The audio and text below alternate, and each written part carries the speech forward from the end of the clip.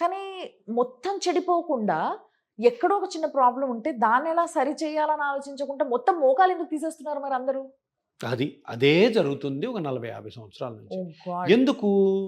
దాని కారణాలు ఏమైనా కూడాను ఏవేవో ట్రీట్మెంట్లు ట్రై చేశారు. ట్రై చేసి అవి పని చెయ్యవు అని ఓవరాల్గా సొసైటీ మీద ఒక ఇంప్రెషన్ క్రియేట్ చేశారు. అయిపోయింది బా, ఇది ఉంది, అది ఉంది, అది ఉంది, ఇవి ఉన్నాయి, అవి ఉన్నాయి, అవి ఉన్నాయి, ఇవేం పని చేయవు. ఓవరాల్గా నీ మోకాలు మార్పిడి చేసుకోవాలి. ఇది ఒక సెంటిమెంట్, ఇది ఒక ఇమోషన్. మొత్తం వరల్డ్లో 70% కంట్రీస్ మోకాలు ఆపరేషనే చేస్తాయి. మోకాలులో రియల్గానే మనము మోకాలు జాయింట్ అంతా కూడా స్కానింగ్ చేసామనుకో అసలు విషయం అర్థమవుతుంది. ఓకే. ఎందుకు? ఇప్పుడు పొలం ఉంది, పొలంలో కలుపు ఉంది. కలుపు ఉంటే కలుపు పీకుతామా, పొలం అంతా పీకుతామా? కలిపే పీకుతాం. మోకాళ్ళు కూడా అంతే.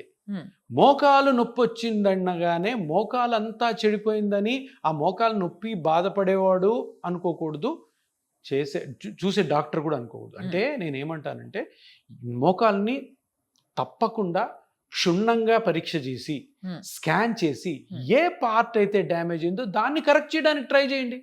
ఇన్ని సంవత్సరాలు ఎందుకు చేయలేదు? బుక్స్లో 100 మంది నీ జాయింట్ పెయిన్తో వెళ్తే కరెక్ట్గా ఆపరేషన్ చేయాల్సిన ఇండికేషన్స్ 5 ఉంటాయి.